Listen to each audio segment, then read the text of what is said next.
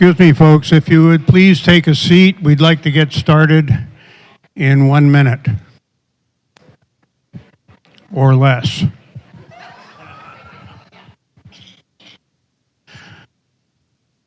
Okay, good morning all. Today we have session 5 of our How It Works presentations on the campus. Today we are being graced by the presence of Joe Kane and of course GABI Holberg. So we'll be hearing about resident services and the dining services. Again, remember that the microphone doesn't work when it's held down here and you talk softly. But if you hold it right up to your mouth, it works really good. So without further ado, we're going to start with Joe, and he will go through his slides, and we'll have questions and answers at the end, probably the last 10 to 12 minutes of the session. So take it away, Joe. Good morning, everyone. Thanks for having me at your class. I greatly appreciate having a chance to come and talk to you today. So we're going to talk today about dining services. So I want to go through a little bit of the scope of what we do here. So on this campus, we have 3 kitchens that services 3 restaurants. We have a bar. There's 3 floors in the healthcare building that one of those kitchens services. We have the Plaza View dining room that one of those kitchen services. And then obviously the bistro is serviced by its own kitchen. We're also responsible for room scheduling and setup, AV across the campus, and catering. And I'll give you some sense of volume after I go through this a little bit. So here's how the department's set up. We report to Donna Taylor. So, and then the folks that report to me are Lori Eddings. She's our nutrition care manager. Her role is to be the dietitian for the care center, taking care of the residents on all 3 floors and a little bit in Plaza View. She does all the medical charting for the residents regarding their diets and their consumption. And then she also manages the dining service on all 3 floors of healthcare and the Plaza View dining room. Cosmin Barbu, he's our executive chef. He manages all 3 kitchens. He's responsible for all back of the house operations for the dishwashers and the cooks. He writes all the menus, every single one of them. And then we have Randy Barnett. He's our associate director of dining services. And Randy reports directly to me, as does Cosmin and Lori. And then he's responsible for all front of the house operations. And then he has a team that helps him out. Alexia Robles recently was promoted to dining room manager from dining room supervisor. So she's now responsible for all 3 restaurants, the operations of all 3 restaurants, and some of the catering. And then we have 2 sous chefs, one in this kitchen down here and another one in the bistro kitchen, that manage each side of the campus from the back of the house perspective. And then we have a whole group of front of the house supervisors, one for each restaurant.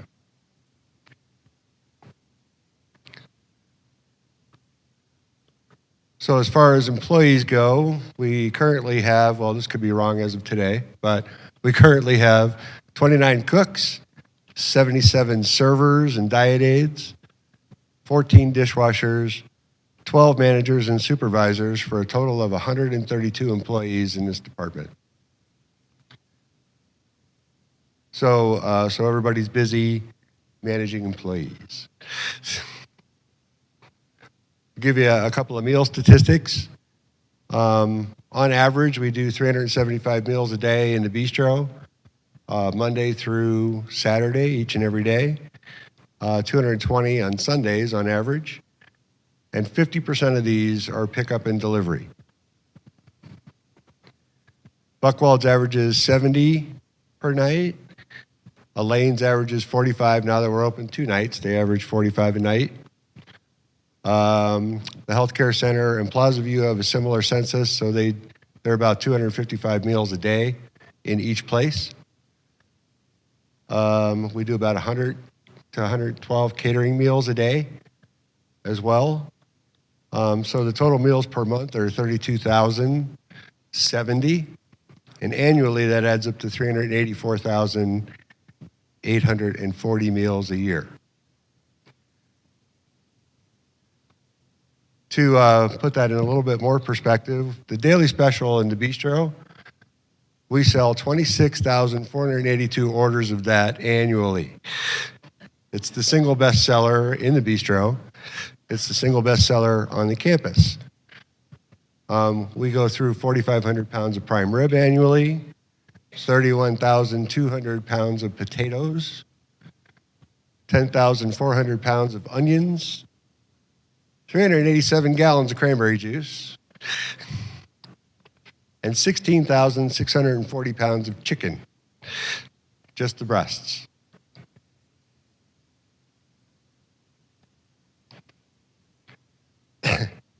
As far as the room setup aspects go, Randy's in charge of all the room scheduling. We have a crew that sets up all the rooms for all the different meetings we have across the campus. We average 26 setups a day, 780 a month. That's 9,360 annually. And involved in that, the same people also do the catering, so that's 112 meals they're responsible for, or 3,360 a month, or 40,000 a year.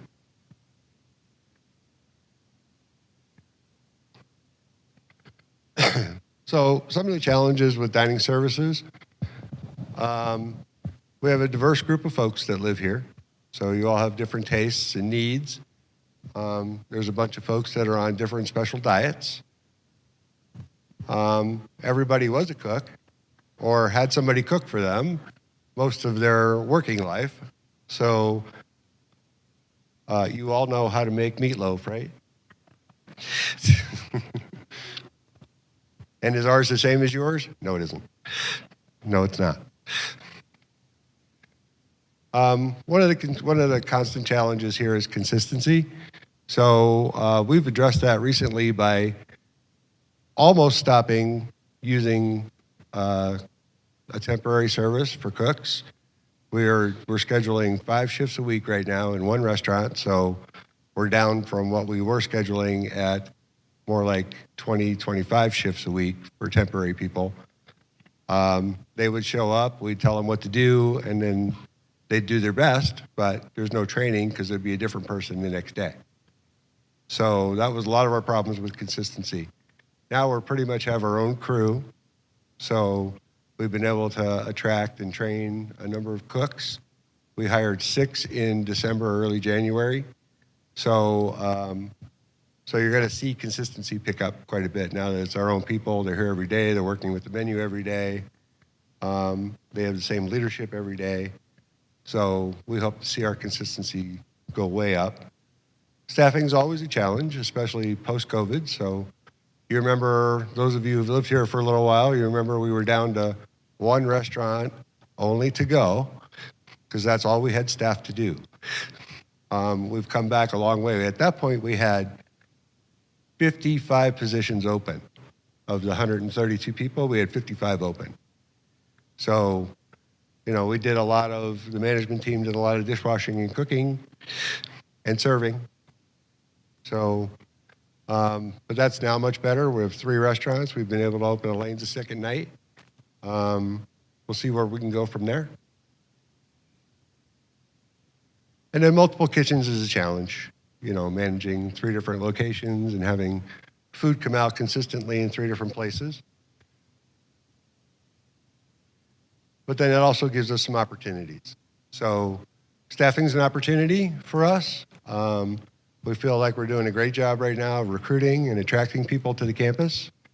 I can tell you that the talent level of cooks right now, from what it was, pre-COVID, is not as good. The people left the marketplace and never came back. So we're dealing with some folks that have a little bit less experience than we'd like to have when we hire them, but we're working with them. So consistency, like I said, is an opportunity for us as well, because that's something that, you want the same sandwich every day of the week when you order it, and it should be the same every day. So we're working toward that. We're going to look at menu format and our service model a little bit and see if there's any tweaks we can make to that. But, we'll have a full discussion with the food committee about all that before we do anything. And then we'd like to be able to combine the kitchens into one at some point in the future as we move forward with redevelopment so that we have all the restaurants circling one kitchen, and we're able to do production for the whole campus. So that'll be an efficient model, and it'll also be very consistent. One of the other things that we work with here on the campus is the food committee. So if you didn't know what the purpose of the food committee is, it's an advisory role to dining services. We meet every month on the first Thursday of every month. Way in the back is your chairperson of that committee, Suzanne Hartley. She's doing a great job. And then they're to attend and report at building meetings and at the resident council meeting, the activities that go on in our meetings. They're able to bring challenges to us in dining services for resolution. We put out a giant comment card report once a month. It's probably 20 pages of comments. So we all read those and look for commonalities in those. They're categorized by positive and negative comments, and we look at trends of positive and negative comments, as well as the comments themselves. So every one of us reads it, and every member of the food committee reads those comments, and we have a discussion at each meeting regarding what they see and what they think. And that's really the dining services department in a nutshell. So I'm going to turn it over to Ms. GABI Holberg to talk about resident services. And then at the end, there's a Q&A period, so I'll be back up here for that. Thank you. Good morning. I've had my coffee, can you tell? How it works. I always get a little bit overwhelmed when people ask me, Gabi, what do you do? Because so much filters through my department that just the thought of it kind of, it's a bit overwhelming. So I try to really compile just a brief excerpt of everything that we do touch and have our hands in. And so these are some of the big key points that I will go into detail for every one of them. First and foremost, we guide you through the continuum. You came to this campus because it really offers you every opportunity to live independently as long as possible, which is always our goal to support. But then you have options when more care is needed between assisted living, memory care, long-term care. Everything is available. So we guide you through that continuum. There's a lot of conflict resolution. When you have a lot of residents all in one community, there's going to be conflict. And when you have a lot of staff members in one community, there's going to be conflict. So we address that. Try to provide some education and awareness for you all with workshops, with building meetings, with meetings like this one. We'll get into more details on this. I deal with emergency and crisis situations. I write and implement campus policies, and then I have to be the enforcer at times and, make sure that compliance is taking place as well. And of course, equally as important as everything else on this list is customer service and administrative work, which there's surprisingly much of that. So diving right into that, to guide you through the continuum, we start off by discussing any concerns that you may have or your family may have, any changes that are occurring that you feel warrant a discussion, and we review support options. So that can be something as simple as saying, I don't feel like I normally do, and I'm getting to be incontinent, what can we do? We talk about, have you talked to your doctor to see if maybe there is a medical reason behind that, like a urinary tract infection. So it can be something that as simple as that, and it can be a change in mental state, as we will talk about a little bit later as well. And so the first thing we do is we discuss those choices, the concerns, we review what choices you have, and then as needed, I connect you with the appropriate staff members and resources so that we can really deep dive into the issues and what resolutions there are possible. Together with you, we then form a plan of action, and whenever possible and whenever you permit, we want to make sure that we bring your, what I call the trusted tribe into play. That could be your family, that could be a neighbor that you trust more than anybody, it could be your power of attorney, whoever you choose to be your trusted tribe. That's who we want to bring into that conversation because they really know you better than anybody. We can have conversations all we want and see each other regularly, but then there are other people where we never connect because there's never been an opportunity to connect, and I by myself don't know enough about you to help. The team members may not know enough about you to help, but your trusted tribe does. They know you and they see changes and they are able to say, let's focus on area ABC, and it helps us tremendously to work together with you on that path that you're going to be going. And no matter what that path looks like and where it leads us, we walk that journey with you. You're never alone in it. That's the beauty about being in this campus. You have so many support staff available to you. We're all a team, and we're a team resident, right? We are here for you, and we want to be part of that trusted tribe. That's a big part of that.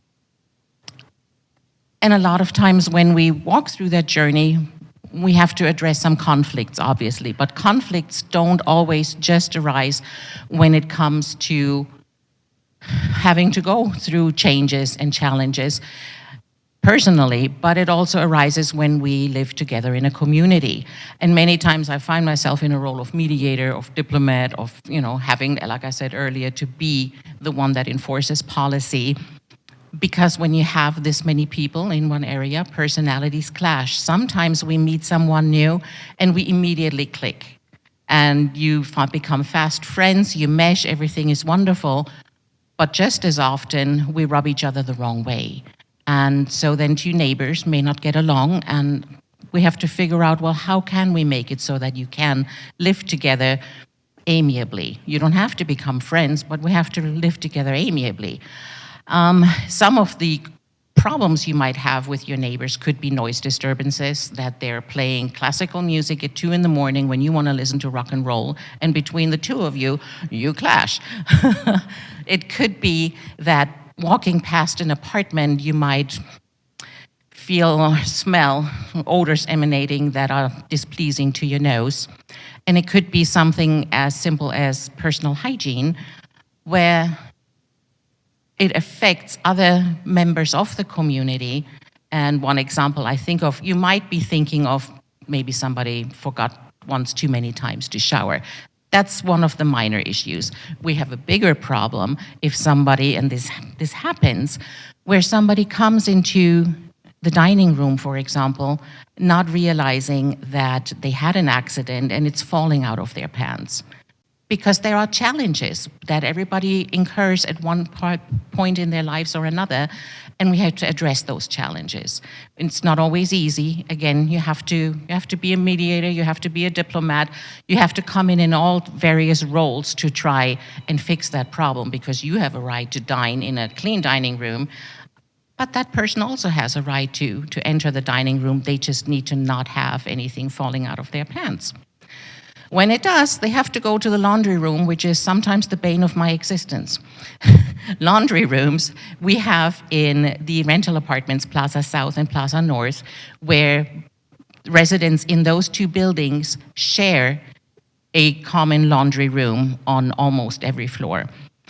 And when you have 30 people trying to use 2 washers and 2 dryers and follow a schedule, and you're factoring in various challenges of, I just had an accident and need to clean this now, or my family came and they didn't know they weren't supposed to do laundry, or any other reason, people have conflicts. And again, we need to find ways to work together amiably to run the laundry room together and not take each other's laundry times, not take somebody else's ticket down because I want to do laundry right now, and just throwing somebody else's reservation away.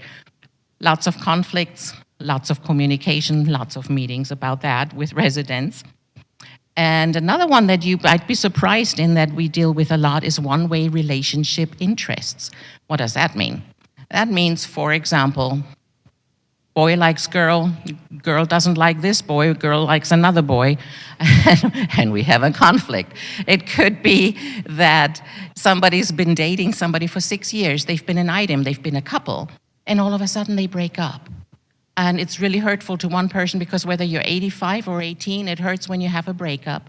So it can create conflict. It can create a conflict too when somebody just seeks friendship with someone, but that person just wants to be left alone. And it's hard to understand, well, why are they rejecting me? They're not rejecting you. They just have their own goals in mind and you're not part of that. So those are just some examples of the conflicts that we encounter. And there are many more, but we deal with them with you. Again, it's a team effort, and you're part of that team. And through those encounters, we kind of create a lot of awareness and a lot of teachings and a lot of lessons. We all learn from things, which brings me to the point of education and awareness, because that too is a much broader an area than just resolving conflict and learning from those. If you look on the very top, my example is scams. Has anybody ever attended any of my scam talks, awareness and prevention? Quite a few. So a few years ago, I developed a 6-week workshop on that, where we did a ton of research, and I brought in professionals from the IT department, I brought in the Census Bureau, I brought in an FBI agent to really show the vastness of where scams can occur and how they occur and what you can do to prevent yourself. 6 weeks was a bit long, so I try to now just shift those into small bits and pieces, and I may have been at any one of your all's building meetings talking about scams. Every now and then there's an article or a blurb in the Roadrunner talking about scams, and you may have seen slides on the community channel where I just really make you aware, this is the latest scam that's going on, or this is a very frequently recurring scam that's going on. These are the things you want to look out for, because scams, they get under my skin. I have also spoken about fire alarm procedures. You're always wondering, there's so many false fire alarms, what do we even do? So I've talked about that. I have materials that are in my office that I'm happy to pass out to any one of you. If you haven't gotten them, call me, let me know. We'll pass those out, give those to you so that you really feel more comfortable with a fire alarm going on and understanding what you should do and how you should prepare yourself for that. With that comes education on fire prevention. There are things that we can do to actually prevent a fire. And it starts with cleaning out the lint in, laundry rooms. And it goes as far as how to prevent a grease fire or what to do if you do have a grease fire. We've talked about, here comes a pop quiz for you all, PHBs. Who knows what that stands for? It stands for Personal Help Button, and it's your little alert button that you get from us that you can press and have security come and assist you if you have an emergency, if you fell somewhere, if you're thinking you have a heart attack. And it's a lifesaver. It's your 24/7, I'm going to do a little plug here, 24/7 connection to the security department who has first responders on staff.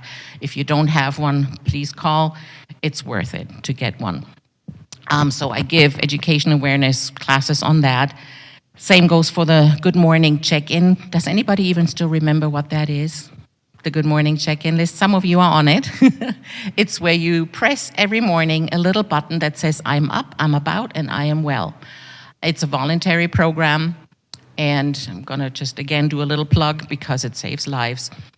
If you want to make sure that somebody checks on you, if we haven't seen you or heard from you, every day, each day, you get on that program and we will check on you. If you don't check in the morning by pressing that button, we pull a list of everybody that did not check in, and we call and we come in person just to make sure that you are safe. So again, something to consider. If you're not on it, ask me more about it.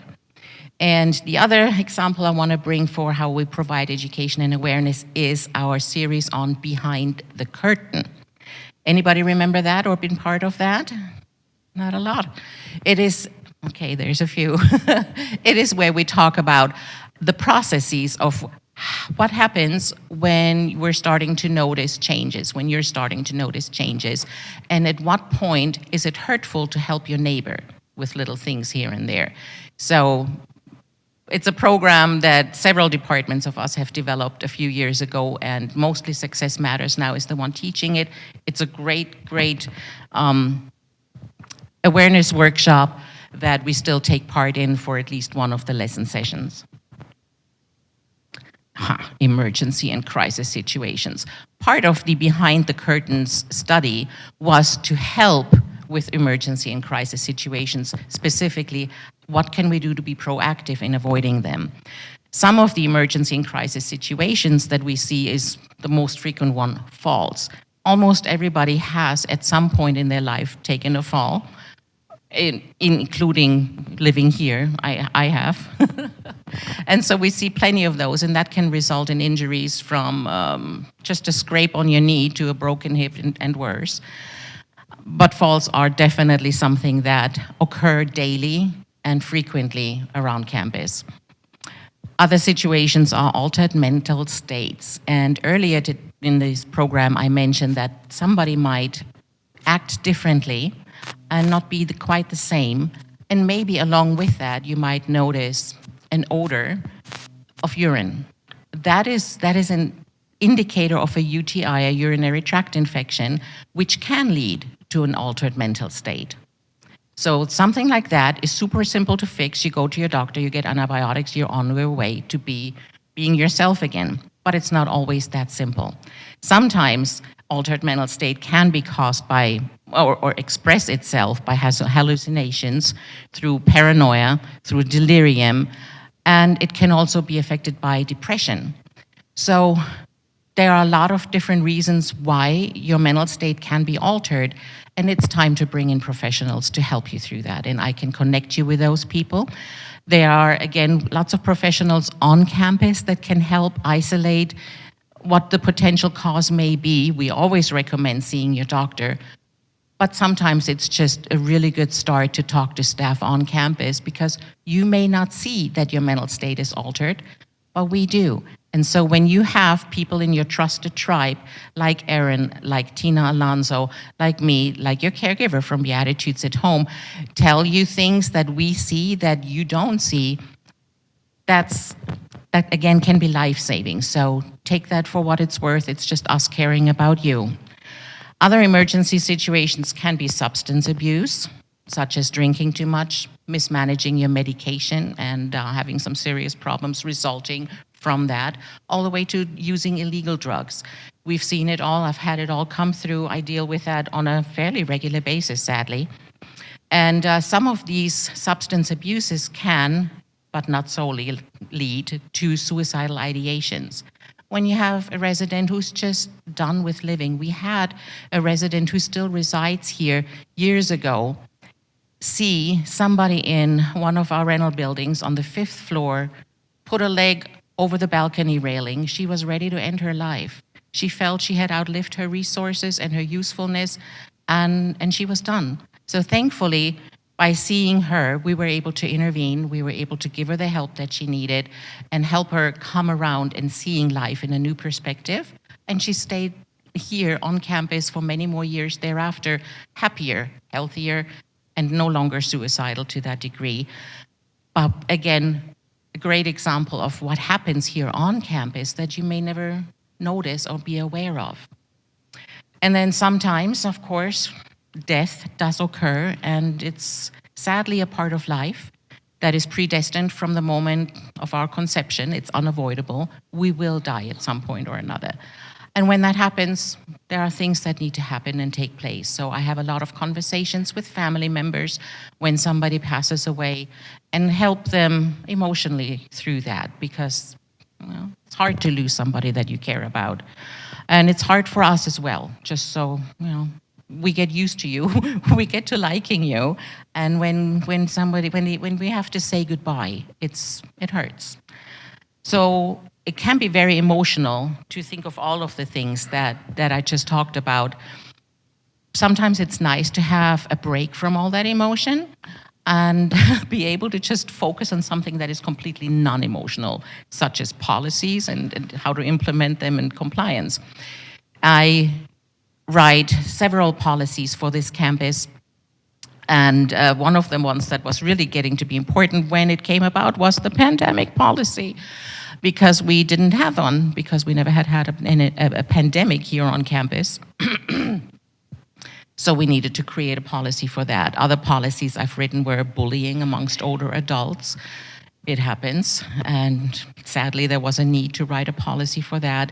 I've written a policy on outside caregivers, what to do, what to look out for, questions to ask so that you can stay safe, so that you know who you're bringing into your home. If it's not a caregiving agency especially, you want to make sure that the individual you're hiring is somebody that's not going to go and steal from you, write checks on your behalf, help themselves to your belongings. We've seen it all. Sometimes there's just a need for a policy to really nail down what should and shouldn't happen and how you can protect yourselves. You all know we have a pet policy, and we have a challenge, resources, and response policy that are added to this list, which I've also given one of those education talks about, and it helps explain how our processes work when it comes to guiding you through the continuum and how we resolve conflicts. It really touches on a lot of different aspects. Again, outlining what is the challenge, what resources are available to help you stay in independent living as long as possible, and what is the response that we can all agree on, meaning what is the ultimate plan. And other non-emotional things are customer service and the administrative work that happens.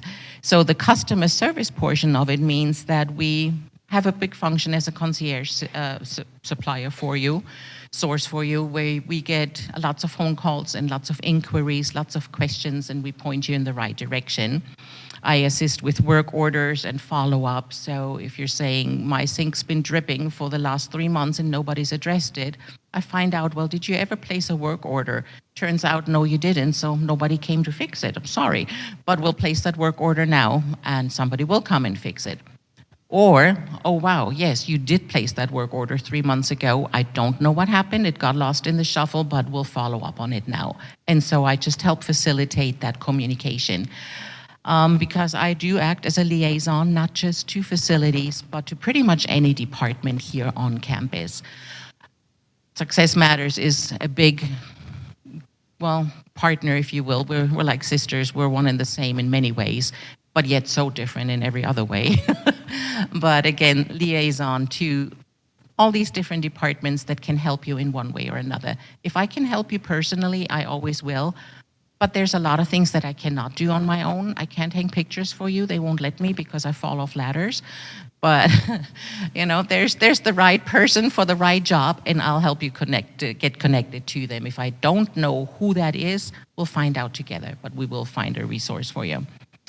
Sometimes I have to find lost residents, and transportation will call me and say, not everybody came back from the shopping bus, and I don't know what this resident looks like. Can you help me? And we literally go to the store and find the resident. We have had a funny story where Julie at the front desk received a call. GABI, where are you? I'm right here in my office. Are you feeling okay? Yeah, why wouldn't I? Well, we just got a call from a gas station that they have a GABI Holberg there, and she's confused and she doesn't know where she wants to go and how to get there. I'm like, well, what gas station? Please tell them I'll be right there. And so I'm getting ready to hop into my car, and it happened so that transportation came through. It was Ken. I flagged him down because I figured I might need some backup here. And we have experience in tracking down residents. And I asked him, do you have another drive to make right now? He said, no. It's like, okay, you're driving me. I hop in the car. We go to the gas station. There's a police officer there, but no resident. And so I find out what's going on, and they tell me, well, the resident didn't know who she was, but she had one of your business cards, and that's why we called Beatitudes. But now the resident left, and I asked the police officer, well, why did you let her go if she doesn't know who she is? She shouldn't be driving. That just seemed a little bit nonsensical to me. And so he says, well, I'm sorry, but she went that way. Well, so it's like, all right, Ken, let's go. So we hopped down and down that way. I knew what car she was driving. In the meanwhile, I'm calling her trusted tribe family member who says, I have a tracker on my parents' phone, and I can tell you which direction they're going. So while she's telling me which direction to turn and which street, she just turned left here and she just turned right there. And I'm telling Ken, and he's like, and we're just driving safely. But, we're pursuing a vehicle that we don't even see. Finally, we're in side streets of this neighborhood, and I see the car, and I had described it to Ken, and he saw it at the same time. So we're like, that's the car, get in front of it. Because we were going this way and they were coming from over here, sideways. So we screeched the tires, not physically, but, literally speaking. In front of the car, stopped, and I jump out of the car. It's Miami Vice action at this point. I come around the car, and the windows are tainted. I cannot see inside. So I'm standing by the driver's door. I'm motioning, roll down your window. I'm expecting to see our resident because it is the exact identical car that this resident was driving. And the window slowly rolls down. I'm looking for a female, and I see a mustache. So I'm like, I'm so sorry, you're not who I'm trying to find. Run away, go back into the car, and the pursuit continues. Eventually, we did find the resident, and between the daughter and the resident and Ken and I, we all met at the same time at the location. The daughter eventually deducted that her mother was driving to, and all ended well. But that's just a great example of how far and what lengths we go to find you when you're lost. So interactions with families and trusted tribes are important, and so I give them updates anytime I can. I had, once again, a call from, guess who? Ken in transportation, that he had dropped off a resident at the doctor's appointment, and they recommended the resident go to the ER, but our transportation does not take you to the ER. So followed up with family, explained the situation. Family came and picked up their loved one. Everything ended well. Lots of family communication. That's just one example out of literally 500. In between, we deal with a lot of emails and phone calls. I kept track of it once over a period of 6 weeks, and on average, I process, that's receiving, reading, deleting, responding, whichever is warranted, on average, 100 emails a day, and I process about 30 phone calls a day. So there's quite a bit, and it's not always possible to respond to you right away, right? But I try. And lastly, I have to deal with when an apartment is being vacated and you have to move out. I deal a lot with family on that as well, but also residents, depending on where it is that you're moving. If you're moving to any other area on campus, or if you're moving off campus, I deal mostly with you. If it's because you moved to a memory care unit and aren't able to process that anymore, or for any reason like that, then I deal with your trusted tribe. With all of that comes a lot of administrative stuff, because we have a file for every single one of you that has all the documents that you had to sign when you first moved here. There was a big packet, and we have it, and we also keep any communication that might be helpful for down the road to refer back to. If you said, well, we had a conversation about this particular topic, do you still have any notes of that? Well, potentially we do. We also keep apartment files, who lived where, when, for how long. We have a database system that keeps track of most of it, but not all of it, and so we keep track of that. We keep track of your renter's insurance that we always hound you for. Hey, we don't have this piece of paper that you have renter's insurance, so we keep track of that. We manage the wellness center, which are your visiting medical providers for podiatry, for vision, for hearing, those kind of things. We process and update SmartCare. SmartCare is the database we use for your pop quiz, PHB. Anybody remember what the PHB is now? Yes, very good. Your help button. To connect you with your help button and then to security, it takes a database that needs to be updated. Somebody needs to put in who lives in which apartment and who has one of those PHBs and who does not, and getting those alerts scheduled, set up in the program. If somebody moves out, taking people back out so we don't have overlapping. It's just to make sure that the right person is shown in the right apartment. So we update that database, also program the PHBs from there. You might have seen I write some Roadrunner articles on various different topics. Some of them I've mentioned earlier. I just try to keep you appraised of some of the things that are important to know, and I coordinate events for you.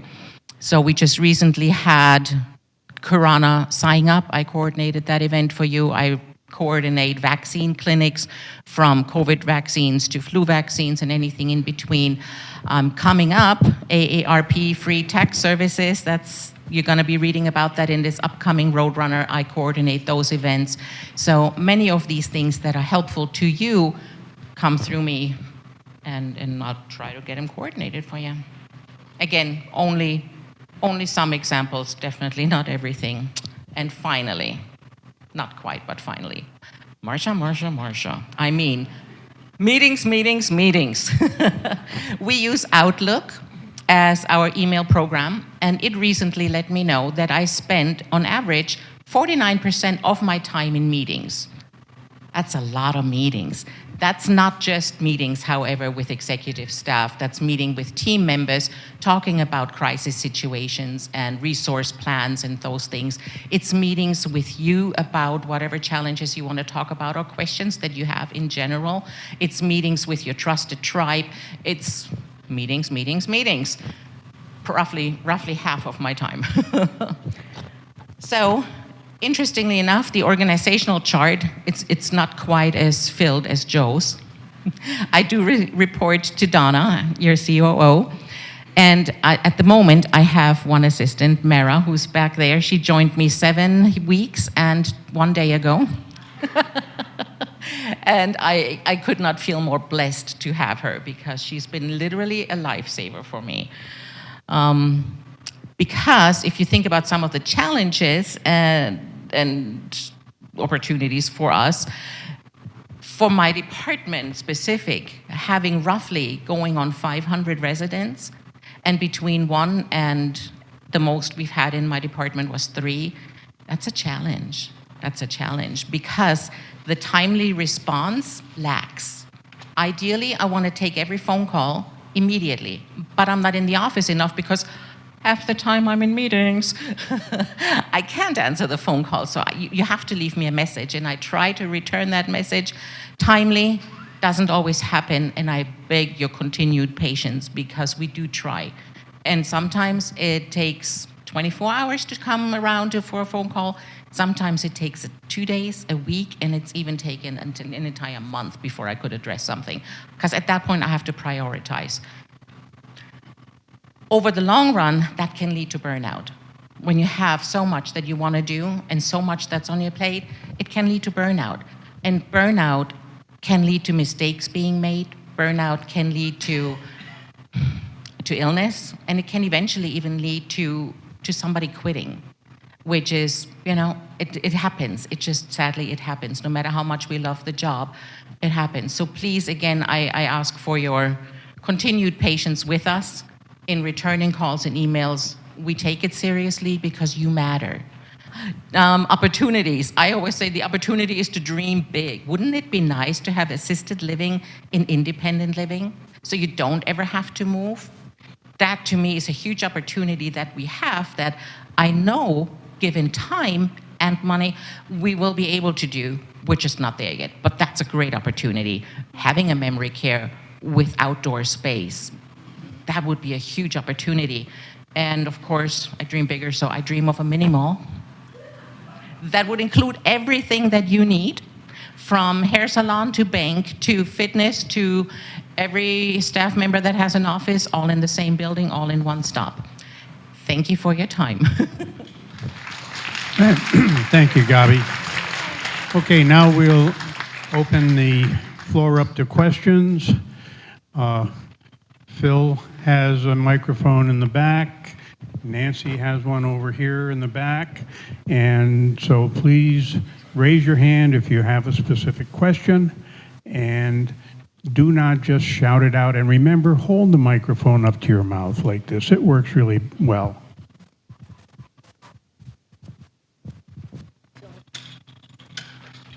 This one's for Joe. Joe, what I was worried about is coming up in the summer with the flies in the restaurant, the bistro, and Plaza View. I noticed the one in bistro is not there anymore. If it's not working, it's a blue light fly catcher thing. So what is the plan for reducing the flies within those communities? I did have some people tell me about the flies in the Plaza View dining area. Yeah, so the problem with flies is that the doors are constantly open in all those places. So the best we can do is work with the pest control company to keep them under control. Jim has a new pest control company, so we'll see what they're able to do with flies versus the old pest control company. Jim, I was wondering whether there have been pre-COVID to post-COVID changes in the suppliers that are used, and how do you make the decisions about who your suppliers are? So the suppliers for food haven't really changed much at all. I think we changed a produce company somewhere in that 3-year period, but a lot of those decisions for us are made at a corporate level with Compass Group. And so we use all the Compass Group purveyors that are, they're vetted and priced for us. So we don't really need to make those decisions. They're made for us, but they're reputable vendors. And if we ever have problems, there's a way to get those fixed. Joe, how many of the dining services employees work for Morrison, and how many work for Beatitudes? So it's everybody that was on the screen works for the Beatitudes, 132, and 3 work for Morrison. So that's the chef and Randy and myself. After hearing you talk, everybody here is carrying such a heavy load that I wonder if there's times when you could use some help and get some other people in to help you. I know that administration can be, they just are administrators. They don't do anything. But I think we've learned that today, that you guys are carrying a really heavy load. So for me, I'm just really the eye candy for the department. I don't really do anything. Well, as for me, I wear an invisible cape. I have Mara, again, could not be feeling more blessed. And tonight I'm flying out to see my parents, take care of them for a little bit. But when I come back, I'm going to restart the search for the second assistant, and that'll take another big load off the plate as well, and just distribute that weight a bit. Thank you for thinking of us.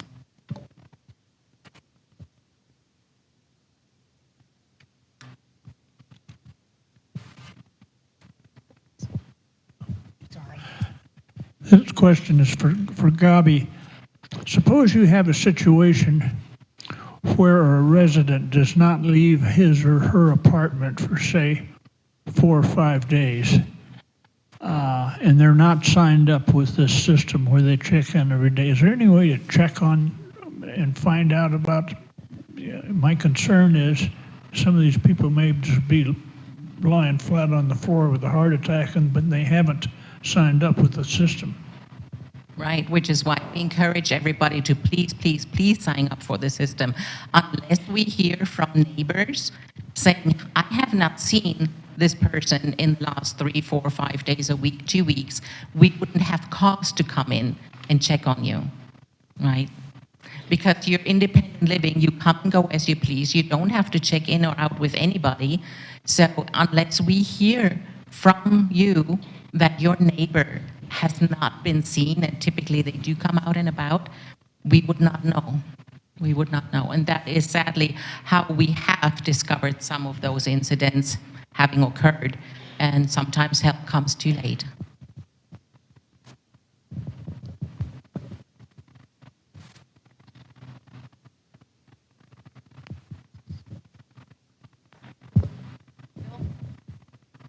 This question is for Joe. Joe, who determines the menus here? Is that local or is that Morrison and the So- recipes and all that? Yeah, Cosmin writes 100% of the menus for all the different locations. He gets input, obviously, from his team and from me and from all of you based on your comment cards, et cetera, et cetera. So Cosmin's responsible for writing all the menus. With as many residents as we have here, many of us have had lots of experience and lots of different careers, and there are probably some people who would be able and willing to help out and their residents. Is there any effort to find out if there's any residents who would be able to help you with some of the things that you're doing? There probably is, because one of the things we do, for example, is mail delivery. If you're not here and Julie at the front desk can't get a hold of you for so long, eventually she'll pass that mail, for example, on to us, and then we play mailman and distribute that. So there are opportunities for that, and we've just not really explored them because we don't want to waste anybody's time. We also don't want to burden anybody, because you're not here to work, you're here to live your best life. But you're right, there will probably be some that say, I would get enjoyment out of that. So Yeah, no. During the pandemic, there were quite a few residents that were delivering meals. Right, I remember that. Yeah.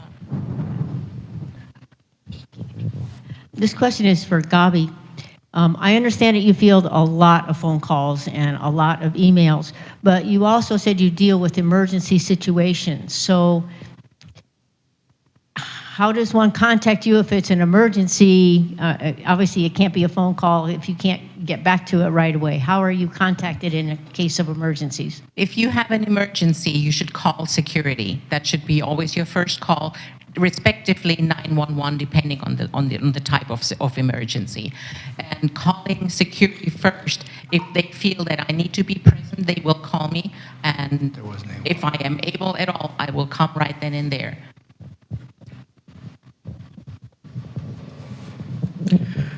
How do you handle do not resuscitate orders?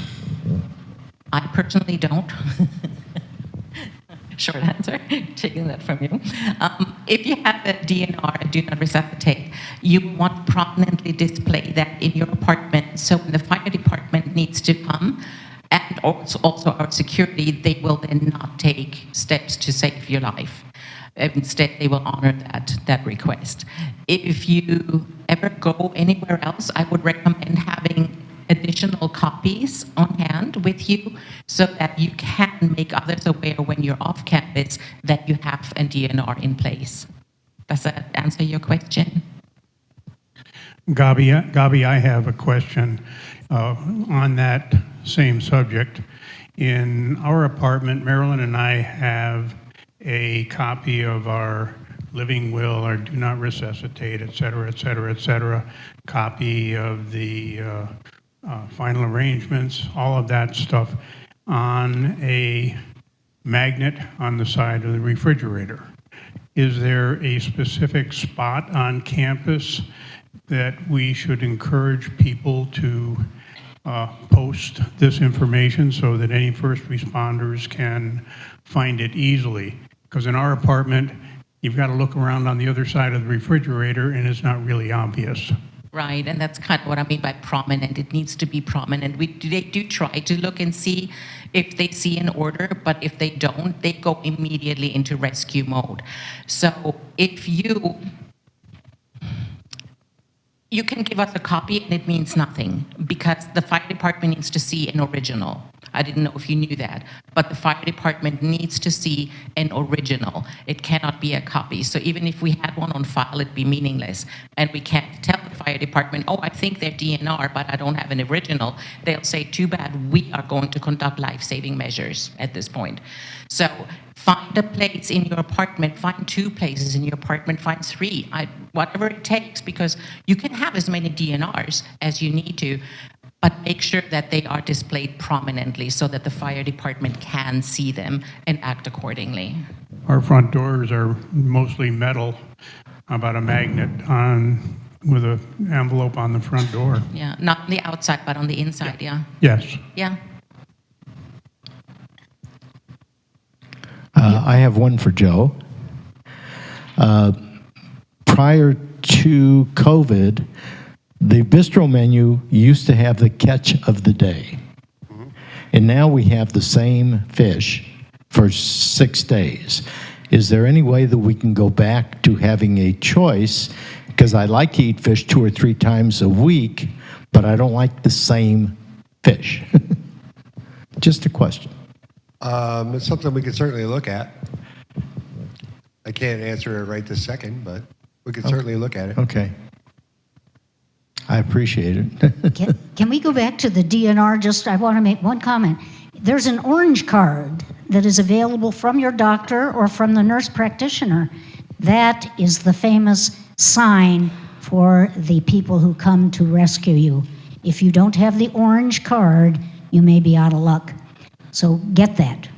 Yeah, thank you for that. I forgot to mention that DNRs, the originals, are all on orange paper. Yeah.